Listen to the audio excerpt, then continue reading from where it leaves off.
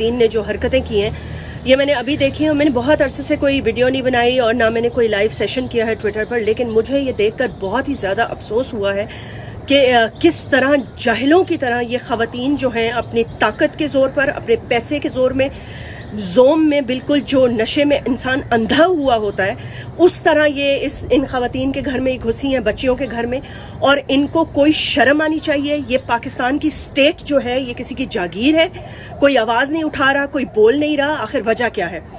ان لڑکیوں کو فوری طور پر انصاف دیا جائے. آپ کے پرسنل گھر کے جو معاملات ہیں, جو انفیڈیلٹیز کے آپ کے معاملات ہیں, آپ کے بیٹوں کے جو معاملات ہیں یا آپ کے دامادوں کے جو معاملات ہیں, وہ جو بھی ہوں, لیکن یہ کوئی طریقہ نہیں ہے. ایک تو بریکنگ اینڈ انٹرنگ کسی کے گھر میں فورسفلی, ان کے گھر میں توڑ پھوڑ, پھر سب سے زیادہ خطرناک چیز جو آپ نے کی ہے وہ ان پر پیٹرول چھڑکنا ہے. یہ آپ کے اوپر جو کرمنل چارجز ہیں وہ بہت شدید قسم کے لگنے چاہیے, اور ہیومن رائٹس کی جو وائلیشن آپ نے کی ہے, جس کی دھجیاں آپ نے بکھیر دی ہیں.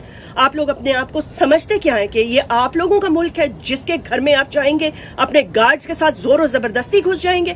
یہ بالکل ایسا نہیں ہو سکتا. وزیر اعظم پاکستان اور اس کے ساتھ ساتھ ہیومن رائٹس کے جو منسٹر ہیں, ہمارے پاکستان کی میڈیا, اسپیشلی میڈیا کی خواتین, اگر آپ لوگوں کے اندر تھوڑی سی بھی ہمت اور حوصلہ ہے تو پلیز اس کے خلاف آواز اٹھائیں اور ان خواتین کے اریسٹ کے لیے فوری طور پر ہائپ بنائی جائے. یہ کل کسی کے بھی گھر میں گھس سکتے ہیں.